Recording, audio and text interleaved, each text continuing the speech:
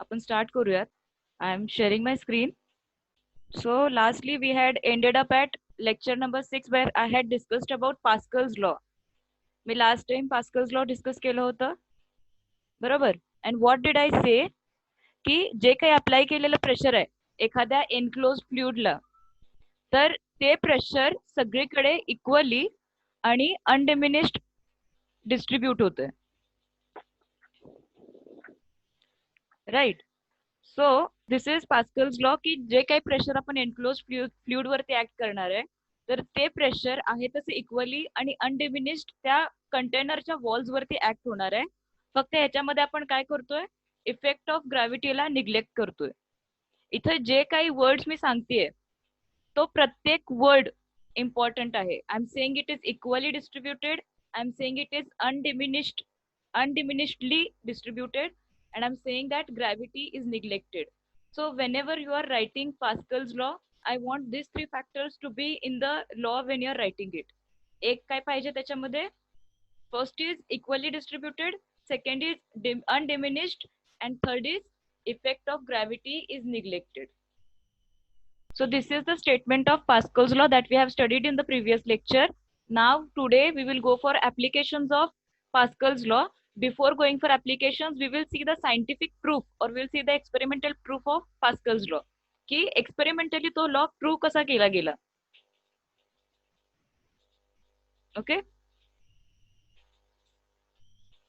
So lecture number 7, mechanical properties of fluid, and we will start with the proof of Pascal's law.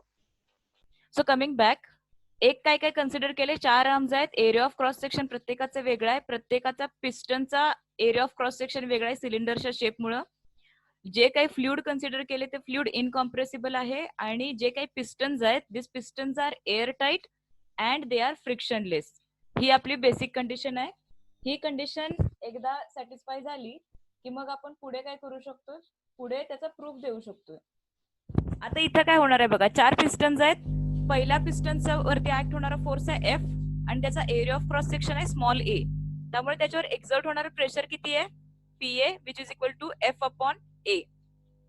आता या प्रेशरमुळे काय होणार आहे, बाकीचे जे पिस्टन्स आहेत ते फ्रिक्शनलेस आहेत, तर ते पण बाहेर पुश होणार आहेत, बाहेरच्या बाजूने पुश होणार आहेत ना. मी कुठून पण प्रेशर एक्झर्ट केलं तर ते प्रेशर इक्वली सगळीकडे डिस्ट्रीब्यूट होणार आहे पास्कल्स लॉ नुसार.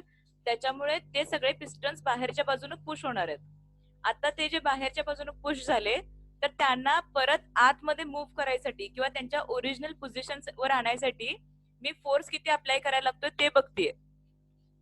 And what do I observe, आता एक्सपेरिमेंटल प्रूफ आहे म्हणजे मी काय एक्सपेरिमेंट केलाय, ऑब्झर्वेशन लिहिते फक्त. So what I observe is that to keep these 3 pistons or to bring these 3 pistons on their original position, त्यांच्या ओरिजिनल पोझिशन वर या 3 पिस्टन्स ना आणण्यासाठी मला किती फोर्स अप्लाय करायला लागतोय बघा.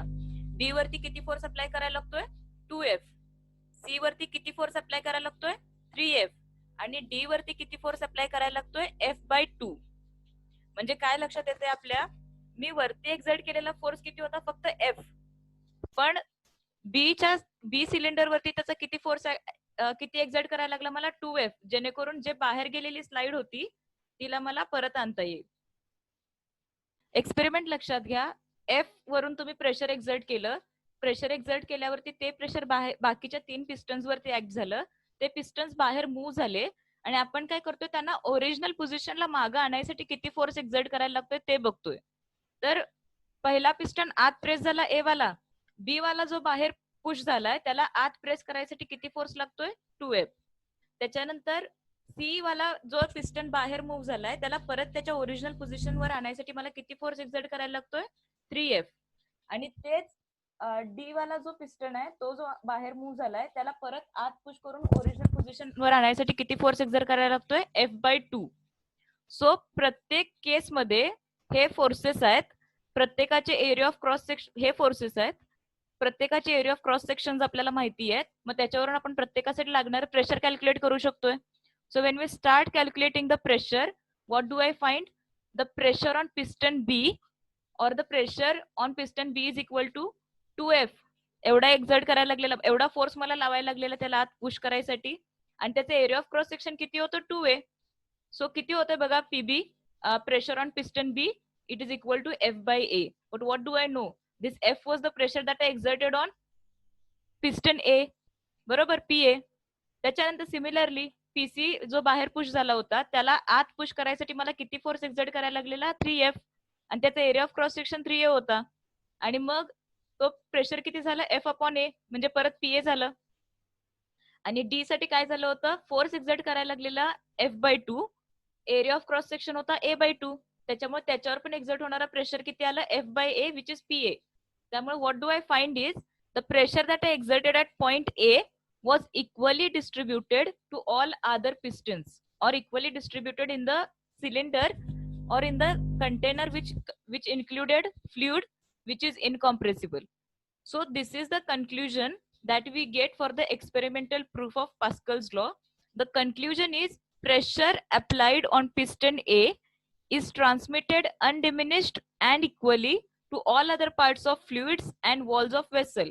This proves Pascal's law experimentally. म्हणजे आता प्रूफ सोपा एकदम बघा, काही आपण वेगळं करत नाहीये. We start with PA which is pressure on cylinder A और piston A, that is F/A. त्याच्यानंतर आपण काय म्हणतोय की वी हॅव ऑब्झर्व, एक्सपेरिमेंट केलाय, आम्ही ऑब्झर्व केले की जो फोर्स एक्झर्ट होतोय बाकीच्या पिस्टन्स वरती, बाकीचे पिस्टन्स बाहेर मूव्ह होत आहेत, तर त्यांना आत पुश करायसाठी आम्हाला काय दिसतंय की F2 एवढा प्रेशर B वरती प्रेस द्यावा लागतोय. 3F एवढा प्रेशर 3F एवढा फोर्स मला C वरती द्यायला लागतोय आणि F/2 एवढा फोर्स मला D वरती द्यायला लागतोय. तेव्हा ते पिस्टन्स ओरिजिनल पोझिशनला येतात. मग जर मला एक्झर्ट केलेला फोर्स माहितीये त्यांना ओरिजिनल पोझिशनला आणण्यासाठी, एरिया ऑफ क्रॉस सेक्शन जर मला माहितीये, तर त्याच्यावरून मी काय कॅल्क्युलेट करेन? त्याच्यावरून मी प्रेशर कॅल्क्युलेट करेन. आणि त्या प्रेशरच्या बाबतीत मला काय लक्षात येतंय की जे कॅल्क्युलेट केलेलं प्रेशर आहे PB, PC, PD is equal to PA. So what I say is pressure exerted on piston PA, pressure exerted on piston A is distributed equally and undiminished. जितकं इथं होतं तितकंच B वर आले, तितकंच C वर आले, तितकंच D वरती आले. And hence this proves Pascal's law experimentally. हे एवढे स्टेप्स लिहिले की तुमचा एक्सपेरिमेंट किंवा तुमचा पास्कल्स लॉ प्रूव्ह होतोय. ह्याच्यात जास्त काही करायची गरज नाहीये.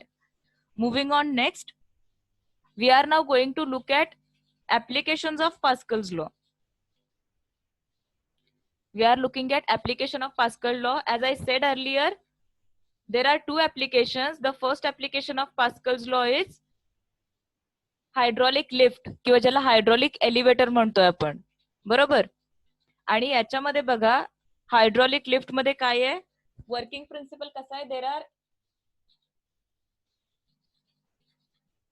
Okay, so there are to piston, there are to cylinders किंवा देर आर टू टँक्स. एक टँक वरती प्रेशर आहे, एक टँक वरती मी फोर्स एक्झर्ट करणार आहे F1. आणि इथं काय दिसते मला? This two tanks are connected by a small pipe. याच्यामध्ये काय आहे? इथं काहीतरी फ्लुइड आहे, सेम फ्लुइड इकडं पण आहे. आणि दोन्हींचा एरिया ऑफ क्रॉस सेक्शन असा आहे की A1 is much much smaller than A2. आता या केसमध्ये काय होणार आहे? मी फोर्स डाऊनवर्ड ऍक्ट केला याच्यावरती, या पिस्टन वरती, तर तो फोर्स जो इकडं डाऊनवर्ड ऍक्ट व्हायला लागलाय तो काय करणार आहे? इकडचं पिस्टन आहे त्याला वरती पुश करणार आहे. आता इथे मी काय करते बघा, ह्याचं वर्किंग प्रिन्सिपल मी लिहिले. This work, the working of this device is based on Pascal's law. आणि वर्किंग कसं आहे? एक टँक घेतलाय, त्या टँक मध्ये दोन पिस्टन फिट केलेत, इकडे S1 इकडे S2. आणि S1 चा एरिया किती घेतलाय पिस्टनचा? A1. S2 चा एरिया घेतलाय A2, such that A1 is much much smaller than A2. आता मी काय करणार आहे? F1 एवढा फोर्स एक्झर्ट करणार आहे पिस्टन S1 वरती. मग तो प्रेशर एक्झर्टेड किती होणार आहे बघा? P1 is equal to F1 upon A1. एवढा प्रेशर मी एक्झर्ट केलं पहिल्या पिस्टन वरती. आणि मला पास्कल्स लॉ मुळे काय माहिती आहे? I know by Pascal's law that pressure exerted is going to be equal. It gets distributed undiminished and equally on all the walls of container. म्हणजे जितकं प्रेशर मी इकडे एक्झर्ट केलं होतं पहिल्या टँक वरती, तेच प्रेशर तिकडे एक्झर्ट होणार आहे. So P1 is equal to P2. या दोन्हीला मी जनरली P म्हणते. आणि मी काय करते आता? इन जनरल S2 वरती काय प्रेशर ऍक्ट होते ते बघते, तर that is going to be F2 upon A2. P2 is equal to P, which is equal to F2 upon A2. बर, आणि आता याच्यानंतर बघा पुढे काय होणार आहे. The upward force exerted on piston S2 will be. F2 किती असणार आहे. आधी काय केलं आपण, प्रेशर कॅल्क्युलेट करून घेतलं P2, आणि P2 ला मी कन्वर्ट करतेय फोर्स एक्झर्टेड किती आहे ते बघायसाठी. फोर्स एक्झर्टेड किती असणार आहे, F2 is equal to P2 into A2. पण P2 म्हणजे काय आहे, P आहे, म्हणजे F2 काय असणार आहे, P इंटू A2 असणार आहे. And what do I know, P1 is equal to P2 is equal to P. या एकाच कंडिशन वरती किंवा या एकाच स्टेटमेंट वरती आपला सगळा प्रूफ इथं आहे बघा. इथं हा P आहे, पण मी P ला P1 साठी पण पुट करू शकते. What is P1, F1 upon A1. So your F2 is going to be F1 upon A1 into A2. यालाच मी कशी लिहू शकते, F2 ला मी बाहेर ठेवलं आणि इन ब्रॅकेट काय लिहिलं, हा डिनॉमिनेटरला A1 आणि हा न्यूमरेटरला A2. F1 into A2 upon A1. आता इथे बघा A2 काय सांगितलेलं मी, पहिली कंडिशन माझी होती A2 is much much greater than A1. A1 खूप छोटा आहे, A2 खूप मोठा आहे. आणि what do I C, A2 काय व्हायला लागलाय, न्यूमरेटर मध्ये यायला लागलाय. सो F2 किती असणार आहे, F1 into A2 upon A1. या केसमध्ये काय होणार आहे, एरिया ऑफ क्रॉस सेक्शन इथं जास्त आहे, त्याच्यामुळे तुमचा F2 जास्त असणार आहे फोर्स. पण तुम्ही ऍक्च्युअल म्हणजे दुसऱ्या पिस्टन वरती ऍक्ट होणारा फोर्स जास्त आहे. पण आपण काय केलं होतं, F1 एवढाच फोर्स एक्झर्ट करून सोडून दिले. F1 एवढाच फोर्स एक्झर्ट करून सोडून दिले ना आपण, F2 अप्लाय केलेलाच नाही, तो आपोआप ऍक्ट व्हायला लागलाय. आणि तो किती आहे, तो खूप जास्त ऍक्ट व्हायला लागलाय. Since your area of cross section is so much, A2 is a lot bigger than A1 and that A2 appears in the numerator here. त्याच्यामुळे तुमचा F2 पण खूप मोठा असणार आहे F1 पेक्षा. So what my conclusion is, thus a heavy load can be placed on S2 and lifted up or moved down just by applying small amount of force F1 on piston S1. म्हणजे मी छोटा जरी piston घेतला, छोटा area of cross section असलेला piston घेतला, आणि जिकडं मला तो फोर्स ऍक्ट करायचा आहे त्याचा एरिया ऑफ क्रॉस सेक्शन जर मी जास्त ठेवला, खूप जास्त ठेवला, तर काय होणार आहे, मी खूप small amount of pressure apply करून पण खूप मोठा फोर्स क्रिएट करू शकतोय. आणि तो खूप मोठा फोर्स काय करणार आहे, त्या एरिया ऑफ क्रॉस सेक्शन वरती ऍक्ट होऊन हेवी वाला सामान पण वरती उचलू शकणार आहे. म्हणजे जर तुमचं एरिया ऑफ क्रॉस सेक्शन इकडचा एवढसा छोटासा असेल, इकडून तुम्ही प्रेस केलं तर तिकडून तेवढंच प्रेशर एक्झर्ट होणार आहे दुसऱ्या साईडला, आणि तिकडे ठेवलेलं एखादं हेवी ऑब्जेक्ट पण रेज अप होणार आहे. आणि याचं ऍप्लिकेशन कुठं आहे, this application is found in lifting heavy objects by applying small force. अगदी छोटा फोर्स तुम्ही F1 एवढा अप्लाय करताय आणि तो फोर्स तिकडे जाऊन अँप्लिफाय होतोय, तर तो केवढा होतोय, F2 एवढा होतोय, which is much much bigger than F1, and any heavy device which is placed on the piston S2 gets lifted up. So this is application of Pascal's law, and the application is known as hydraulic lift or hydraulic elevator. याच्या पुढचा point कोणता आहे, hydraulic brakes. Working principle again Pascal's law. आता या केस मध्ये काय आहे बघा, इथे एक आहे तो मास्टर सिलेंडर आहे आणि बाकीचे 4 आहेत ते स्लेव्ह सिलेंडर्स आहेत. आता मास्टर सिलेंडरचं काय होणार आहे, मास्टर सिलेंडरला काय लावलंय, ब्रेक पेडल लावलाय. मग तुम्ही काय करणार, F1 एवढा प्रेशर याच्यावर, F1 एवढा फोर्स याच्यावर ऍक्ट करणार. ते पुश केल्यानंतर ह्या सगळ्या वॉल्स मध्ये किंवा ह्या सगळ्या सिलेंडर्स मध्ये मी काय केले, ऑइल घेतले, एक पर्टिक्युलर ऑइल ह्याच्यामध्ये भरून ठेवले सगळ्यांमध्ये. इथं मी F1 एवढा फोर्स एक्झर्ट केला की तो काय होणार आहे, A2 वरती ऍक्ट होणार आहे. A2 या क्रॉस सेक्शनल एरियावरती ऍक्ट होणार आहे. आणि तो कसा देऊ शकतोय मग मी, ओके आधी हे रीड आउट करून सांगते. When brake pedals are pressed, the piston of master cylinder is pushed forward. As a result, all the pistons in the slave cylinders having cross-sectional area greater than that of master cylinder are pushed away so as to maintain the volume of oil in cylinders constant. The pushed slave cylinders further push away the friction pads against the rotating disc which is connected to the wheel, thus causing the moving vehicle to slow down or stop. म्हणजे काय आहे, आपण brake pedal वरती pressure exert केलं, आपण फक्त तिथं force exert करणार आहे, आपण दुसरीकडे कुठे फोर्स एक्झर्ट करणार नाही. आपण काय जाऊन चाकं थांबवत नाही पळणाऱ्या गाडीची, फक्त ब्रेक अप्लाय करतोय. आणि त्याच्यानंतर काय केले, तिथून 4 स्लेव्ह सिलेंडर्स आपण 4 चाकांपाशी प्लेस केलेत. इथून मी फोर्स एक्झर्ट केला की तो इक्वली आणि अनडिमिनिश्ड काय होतोय, सगळीकडे डिस्ट्रीब्यूट होतोय. आता इक्वली आणि अनडिमिनिश्ड सगळीकडे तो प्लेस झाला की काय होतंय, तो फोर्स किंवा ते प्रेशर पुढे जाऊन कशावर ऍक्ट होतोय, ह्या फ्रिक्शन पॅड्स वरती, जे ब्रेक पॅड म्हणतोय ना आपण, त्या ब्रेक पॅड वरती तो ऍक्ट होतोय आणि that brake pad is connected to the rotating disc. आणि मग काय होते, तो ब्रेक पॅड त्या रोटेटिंग डिस्कला तिथं फ्रिक्शन झाल्यामुळे त्या रोटेटिंग डिस्कचं स्पीड कमी होतोय. म्हणजेच आपण काय करतोय, तिथं फक्त small amount of force apply करून 4चे 4 मूव्ह होणारे व्हील्स थांबवू शकतोय. आता याचं कॅल्क्युलेशन आपल्याला कसं करायचंय बघा. जसं कॅल्क्युलेशन मागं केलेलं सेम कॅल्क्युलेशन करायचंय. या केसमध्ये काय असणार आहे, मास्टर सिलेंडर जे आहे त्याचा पिस्टनचा एरिया ऑफ क्रॉस सेक्शन आहे A1 आणि स्लेव्ह सिलेंडरचा क्रॉस सेक्शनल एरिया आहे A2 आणि कंडिशन काय आहे, A1 is much much smaller than A2. He condition आहे. ओके, मी एक्सप्लेन करते. मागाशी जसं केलं होतं ना तसंच आहे. याच्यामध्ये आपण काय करतोय, A1 area of cross section आहे कशाचा, मास्टर सिलेंडरचा. A2 area of cross section कशाचा आहे, स्लेव्ह सिलेंडरचा. A1 खूप छोटा आहे, A2 खूप मोठा आहे. त्याच्यामुळे पुढे काय होणार आहे, आपण F1 एवढा फोर्स एक्झर्ट करणार आहे A1 वरती. प्रेशर किती येणार आहे, P1.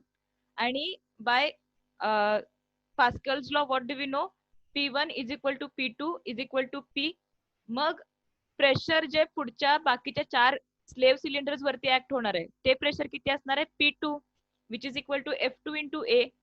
म्हणजे एक्झर्ट केलेला फोर्स किती, F2 upon A, F2 upon A2.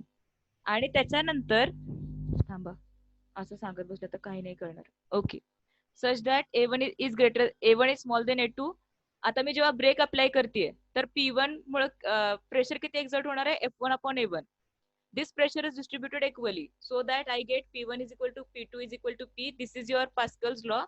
The pressure exerted on slave piston is then P2 which is equal to F2 upon A2. त्याच्यानंतर मग मी फोर्स कसा देऊ शकते, F2 is equal to P into A2. P च्या जागी मी परत F1 upon A1 put करू शकते किंवा P is equal to P1 आहे त्याच्यामुळे तो P1 पुट करू शकते. आणि then I get F1 which is A2 upon A1. We now know that A2 is greater than A1. त्यामुळे F2 पण किती असणार आहे, F1 पेक्षा खूप जास्त असणार आहे. म्हणजे आपला जो ब्रेकचा पेडल असतो तो एवढा छोटा असतोय, तिथून मी फोर्स एक्झर्ट करायला लागले, पण त्याच्यामुळे काय व्हायला लागले, 4 व्हील्स आहेत त्या 4 व्हील वरती इतका फोर्स ऍक्ट व्हायला लागलाय की त्यामुळे ते मूव्ह होणारे व्हेकल्स थांबायला लागलेत. So a small force applied on brake pedal gets converted or gets amplified into large force and slows down or stops moving vehicle. So this is all about hydraulic brake and this is all about hydraulic elevator. एक गोष्ट तुमच्या लक्षात आली असेल, ही जी step आहे, हे जे proof आहे दोन्हींसाठी तो सेम आहे, काही वेगळं नाहीये. आहे तशी स्टेप मी तिकडून इकडे कॉपी केलेली आहे. जे तिथं व्हायला लागले ते इथं व्हायला लागले. तिथं पण 2 टँक होते, एकाचा area of cross section A1 होता, दुसऱ्याचा area of cross section A2 होता. मी फोर्स F1 ऍक्ट केलेला आणि F2 किती आहे तो कॅल्क्युलेट केलेला. इथं पण मी सेम करतेय, मास्टर सिलेंडर वरती किंवा मास्टर पिस्टन वरती मी F1 एवढा फोर्स अप्लाय करतेय आणि तो फोर्स पुढे जाऊन अँप्लिफाय होतोय. Area of cross section slave सिलेंडरचा A2 ठेवलाय, त्याच्यामुळे तिथे ऍक्ट होणारा फोर्स F2 आहे. And that F2 is much much greater than F1 because what I know is A2 is much greater than A1 and the pressure is exerted equally and undiminished because of Pascal's law, or as we have proved in Pascal's law. So the conclusion is a very small force will be getting converted into a very large force and therefore stopping or slowing down a moving vehicle. What is the application? Of course, slowing down or stopping a moving vehicle. आता माझं एक question आहे आजच्या सेशनसाठी, की मी सांगितले की या केसमध्ये आपण काय करतोय, तिकडे इन कॉम्प्रेसिबल फ्लुइड वापरलेलं प्रूव्ह करताना इथे हायड्रॉलिक ब्रेक्स मध्ये आपण ऑइल यूज करतोय. So my question is, oil का यूज करतोय मी? वॉटर पण यूज करू शकले असते, कारण ऑइल महाग आहे, वॉटर स्वस्त आहे. मग why not water, Y oil? I want you all to answer this question in the next session.